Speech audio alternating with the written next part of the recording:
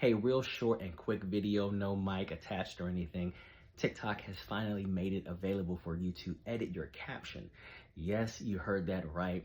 Now you can go in, and if you've made a mistake and you've uploaded the video, and you know how before you couldn't edit your caption like Facebook lets you do, Instagram lets you do, well, finally TikTok is letting you do it. I'm gonna have a full video coming soon, but hey, check it out. So I recently posted this video today, and I made a mistake on the actual video, but let's go ahead and edit the description.